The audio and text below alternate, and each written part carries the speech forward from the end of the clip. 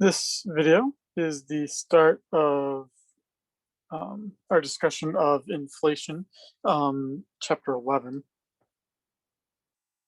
And to give us the perspective again of what we're doing here,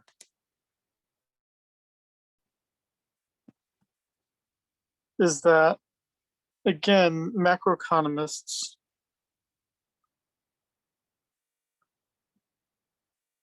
look at three things, trying to measure three things. We're looking at production, which we just did in the last chapter. Production, we're generally understanding that as GDP. This chapter, just prices. And then the next chapter, where we're looking at unemployment. Now, the way you've seen this topic in the news would be you would see terms like inflation. Maybe you would see an acronym like CPI. And these are going to be things, among others, that we're going to be looking at in this chapter. So Consumer Price Index, CPI, what it does is it's the way that economists basically, in the United States at least, try to measure how prices are changing over time. As this term implies, it's looking at what's bought by a typical consumer. And the BLS, the Bureau of Labor Statistics, basically goes out and it buys what it thinks a typical consumer is going to buy over the course of the month. So, as an example here,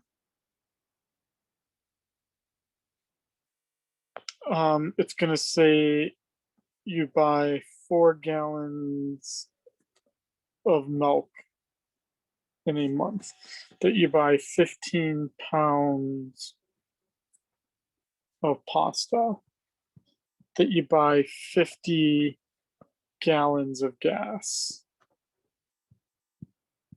that you buy 1 pair of pants, and that you do this each and every month. And that basically, right, in January, they would say milk costs $2, pasta costs $1, gas costs $3, pans cost $20. Then in February, I'm not going to see that big of a change from January to February. Maybe it's going to be like 210, 110, 330.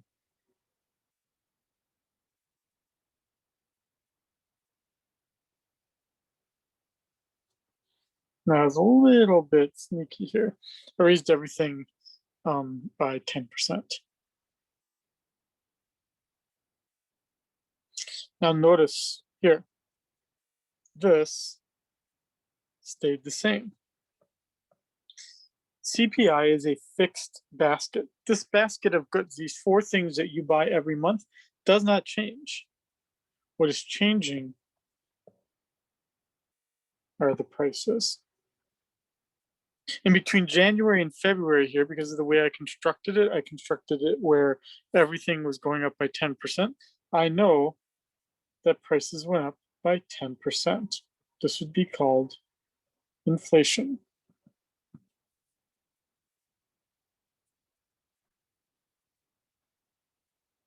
So let's go over now, and we'll be a bit more formal with what I just did on the previous slide. The first step of what you need to do to calculate the CPI is determine what your basket's going to be.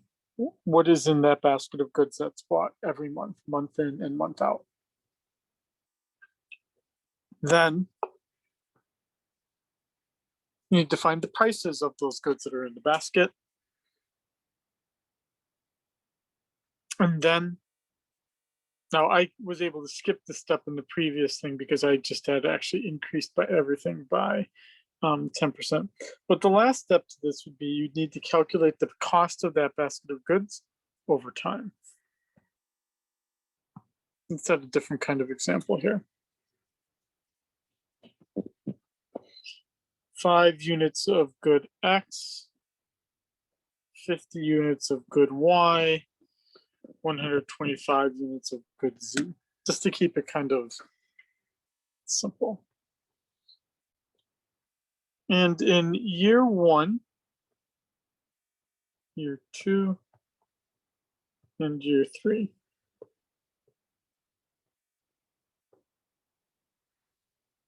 the price of good X is going from $2 to $2.25 to 3.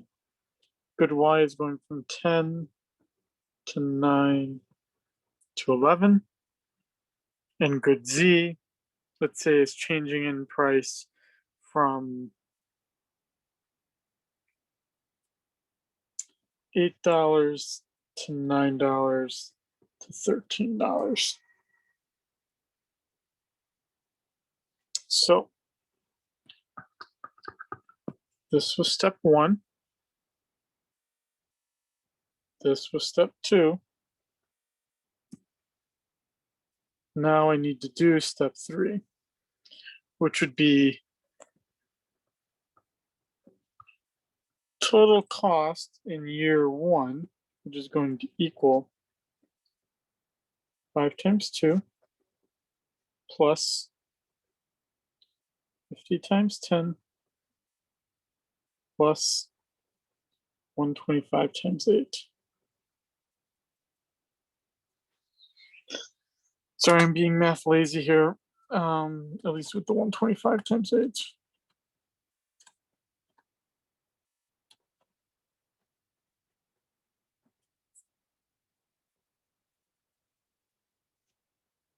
So total cost of that basket of goods is going to be $1,060 in year 1. Total cost in year 2 is going to equal 5 times 225 plus 50 times 9. As you notice, the quantities are not changing. They are always fixed.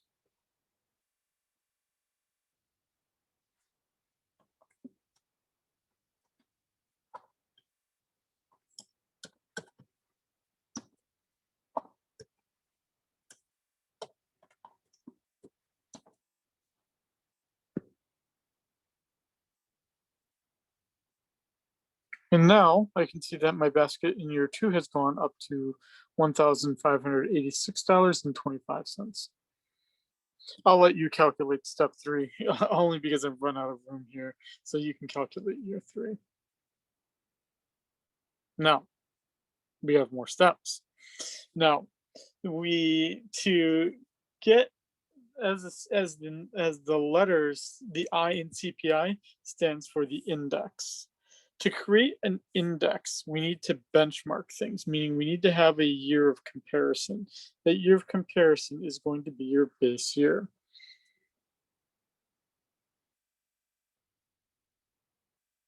It has to be given to you. There's no natural logic of what a base year would be. It's not necessarily the first year or the last year. To give you an example, let's say that I am a hardcore conservative economist. Well, if I am, then I probably don't like Obama, let's say. So then if that's the case, I might want to make my base year, and I want to make an argument. My argument is I think Trump is the best president ever, Obama's the worst. And I want to do that by saying how much was inflation during each of their presidencies. Well, if that's the case, then I'm going to pick the first year of their presidency for each person. So for Obama, that would be 2009, right? Because he took office in 2009, and for Trump, that would be 2017. And then I would look at the last year that they were in office, right? So for Obama, that would be 2017. And for Trump, that would be 2021. Now, yes, they have different time periods here. One is 8 years, the other is 4 years. But now what we're going to do is we're going to compare how much the prices changed between that base year, right, the first year in their presidency, and the last year in their presidency. I see this example because, again, the base year is kind of determined by what you as a researcher am interested in. Let's go back to my example over here. And let's add another page. Let's do the year 3.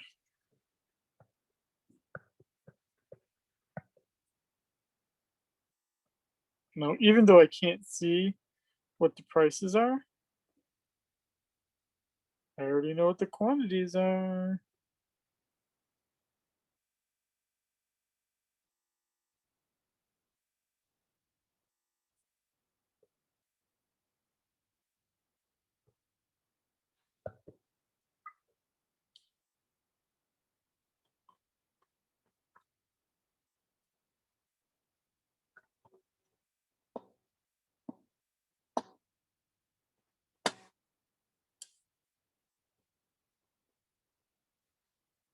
Okay.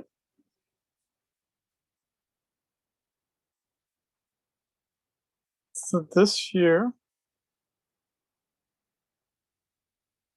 step 3, step 4 is base year. Let's say that the base year is year 2. There's no rhyme or reason to why I made it that. I could have made it 1, I could have made it 3. Doesn't really matter. Okay. Now, we need to determine what the index number is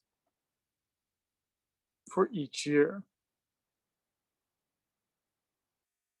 And what we're going to do is divide the price of the basket in a given year by the price of the basket in the base year. So in my base year, that's my base year. So that's always going to be in my denominator. So again, we're trying to find index numbers for each of these 3 years. This is my step 5.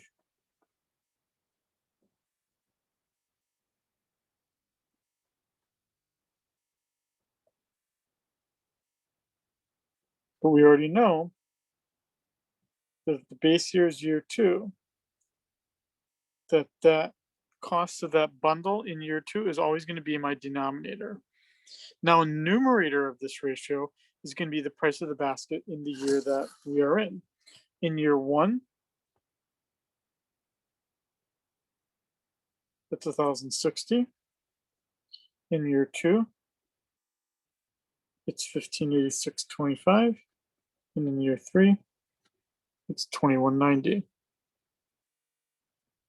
I then multiply each of these ratios by 100.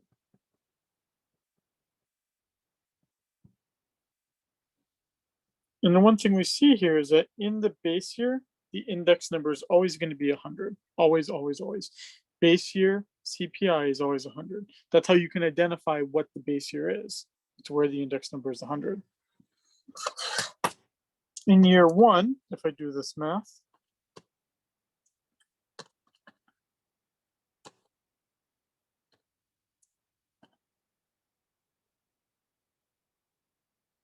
you can just round to 2 significant digits.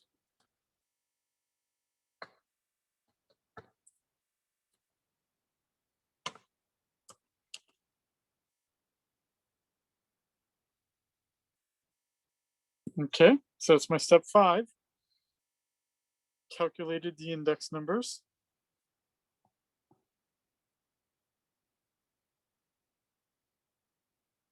Sorry, that was step 4. Sorry. Sorry. Got ahead of myself there. I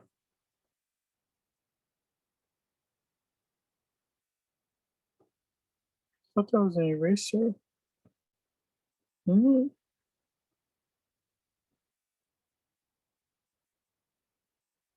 Took a horrible eraser. Okay.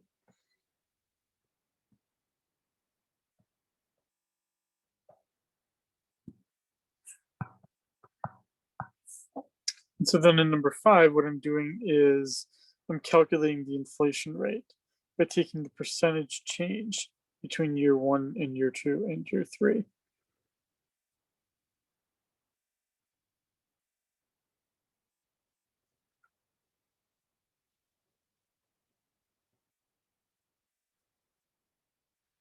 Now, you can do this several ways. In Google has apps that will tell you what the percentage change is. You're free to use those. I like the old classic of new minus old over old times 100. In this case, it would be 100 because it's the new minus 66.82 over 100 times 100 equals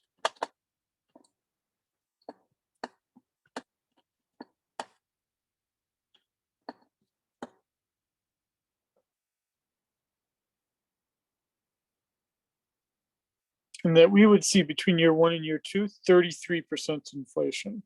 That'd be pretty bad.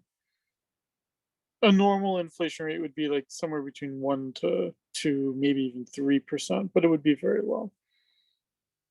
Year 2 to 3, be about the same.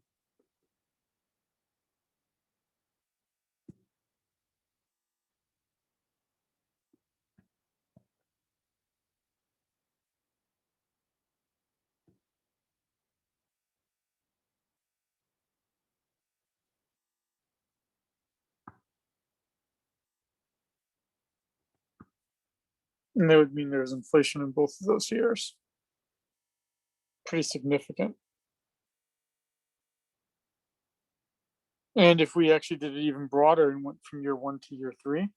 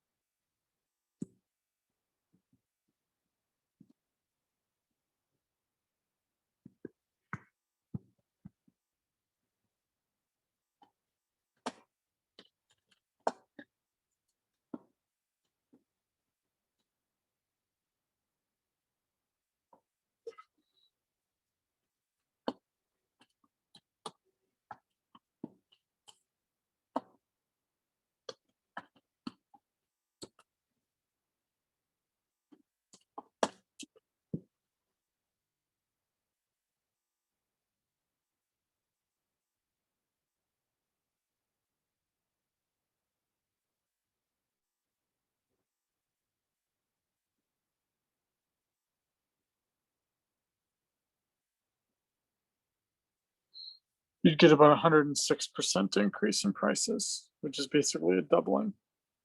Which is actually what we see is that the index number is basically double, going from 66 to 138.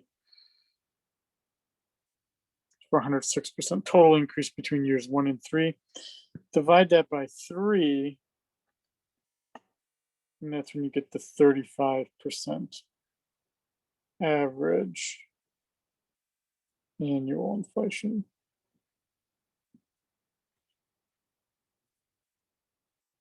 Okay.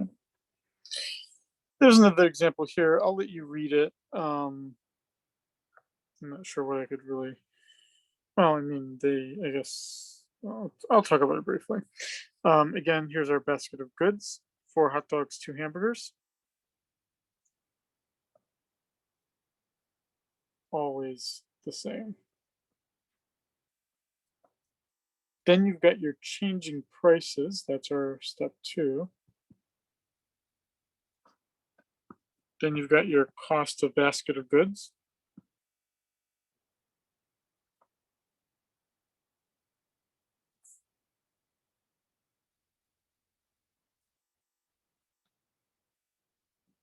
Base year, they have chosen it as 2019. You did not have to know that. Then they proceeded to find the total cost of the basket in each year to calculate the index number. we can see that 2019 is the base year because that is the year where it is 100. And then they calculated the inflation rate using the percentage change calculation in step 5.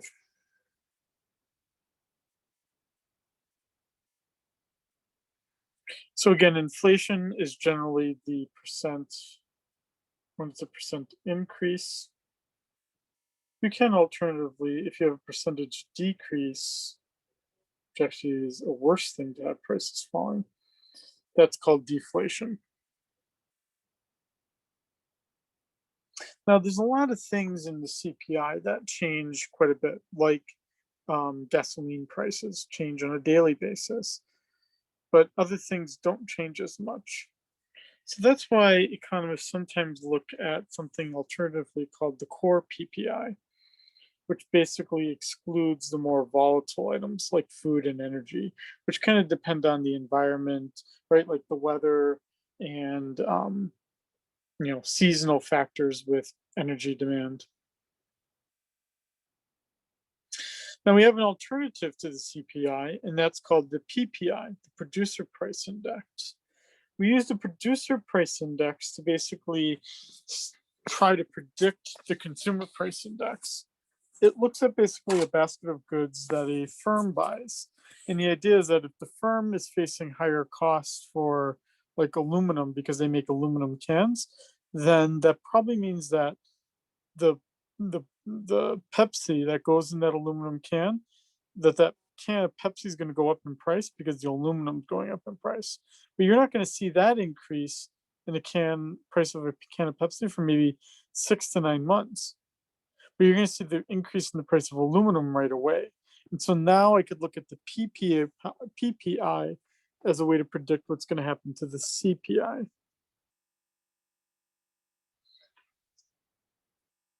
So if we look at what's in that typical basket of goods, most of it is housing.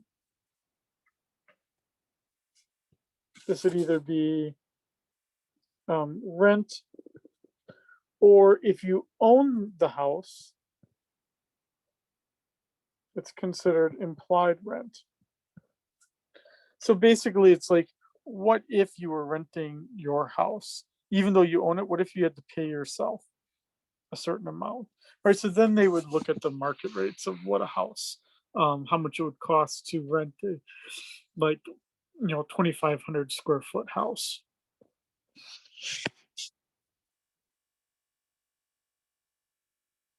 Then we've got transportation, gas, car payments, repairs. And the rest of these should be pretty obvious: food and beverages, medical, education, recreation, apparel, and other things. Now, what's kind of cool about COVID-19 is that this all gets jumbled up, making the CPI number be less important during COVID-19. Because it's not entirely certain that people are spending 3% anymore on apparel or 6% on recreation. Or quite frankly, if the only reason why you go to the doctor is because you have to, nothing elective is being done, even medical care is changing.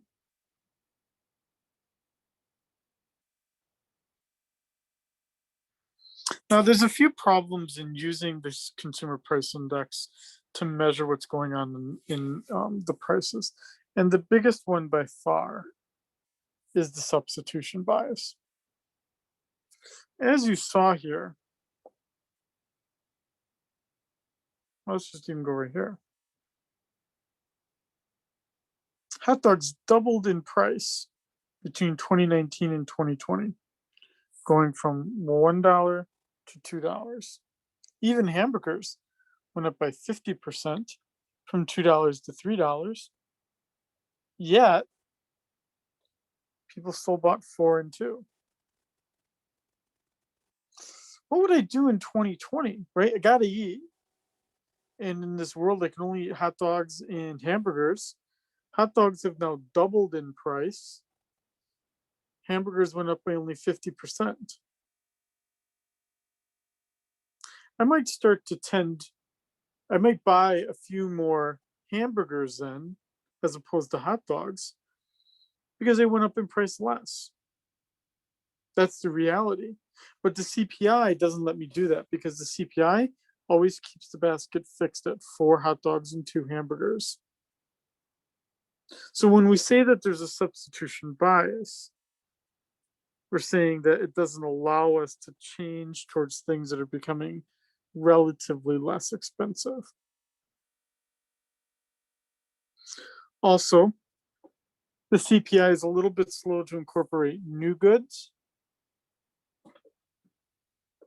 And it also doesn't take into account the fact that the quality of good changes over time. And sometimes that might be what you're paying for, rather than the fact that prices went up. So the best example of this last case is, my father tells a story of when he bought his first new car, and it was like a 1974 Chevy. And he says the price, and it was like, I think it was like $3,500 new. And then he looks, he's like thinking about buying a new car, and the guy told him it was like $40,000, and my father gets all upset. But I told him, the car that you bought in 1974 is not like the car that you buy today. For one, the car that's today is more reliable. It's also safer. It just has more stuff in it, and the stuff that's in it lasts longer and is better. So that's a big chunk of what's going on in automobiles. Automobiles are getting more expensive because they're different. They are better in quality.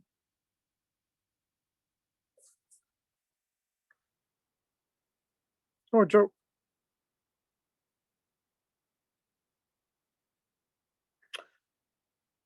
Uh, hmm. Sure, that's funny if you're in the Wall Street Journal. Okay. Perhaps a broader measure of how much prices are changing would be to calculate the GDP deflator. And that would be my nominal GDP for a given year, or my real GDP for a given year, times 100. That's going to give me a GDP deflator number, if you remember back from the last chapter. Now, the GDP deflator is a very broad measure because it's looking at all goods and services produced, as opposed to the CPI, which again is really only looking at consumers.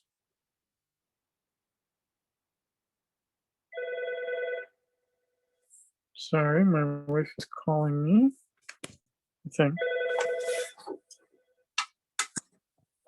It's not my wife, so I don't know. I'll just turn up in person. If that was one of you in this class that's hanging up on me, that would be pretty bad. Now you're like, Shining, I was calling you and you ignored me. But that's not the case.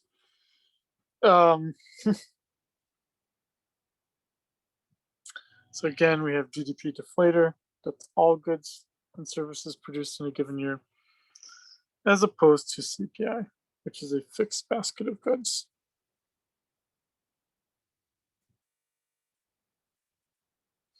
If we look at these two and how they've changed over time, you'll notice CPI can get a bit more volatile. This is a pretty severe energy crisis, and you can see the energy crisis in the CPI. But most of the time, as indicated here, most of the time, they move pretty close to one another. So it shouldn't be a really big deal most of the time. Now, what calculating the inflation rate does is it allows us then to start to talk about what something was worth at a different period of time, right? So this is the equivalent of, like, your grandfather saying, like, I remember when candy used to cost a nickel. It's absolutely true. The candy probably did used to cost a nickel. Um, you know, um, the if the item is changing in quality, that's going to be part of this. But the other part of this is going to be that the that the item is we have to control for the price at a later point in time. So the fact that a house is worth $1 million today, but only cost $200,000 in 1950, well, that might have been the equivalent of $1 million in 1950. And that's part of the correction that we can get here.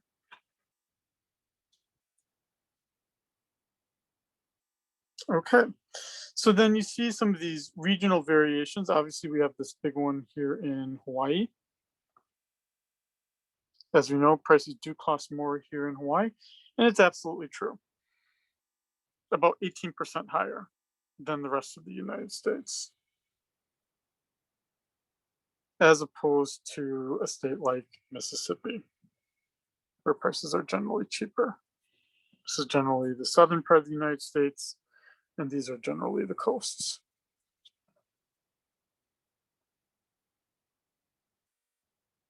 Now, what we can do for this as well, we can also start to talk about how this is going to affect the interest rates. And for the interest rates, what we're going to see here is that the interest rate needs to also accommodate for the fact that as the interest rate is changing over time, it has to take into account that there's going to be inflation. So we also have a nominal and a real interest rate. In the nominal interest rate, what we're looking at is the rate that's actually charged.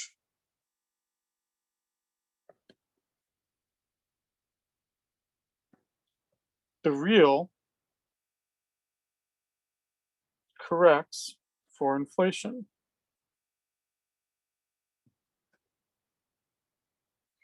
This is called the Fischer Effect. And generally what's going on here is that the equation would be that the nominal interest rate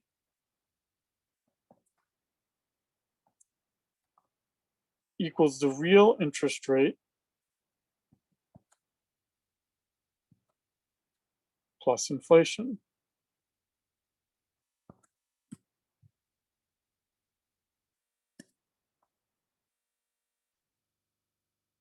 Now, this inflation rate, again, does change around a lot from year to year. But what it does, at least in the United States, is that it changes in a very stable fashion. So it creates stability for the general economy.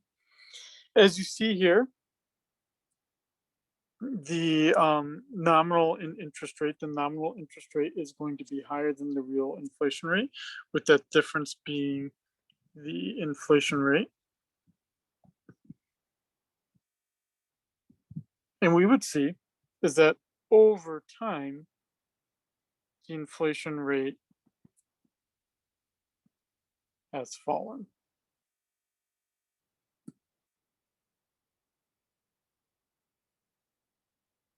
Okay.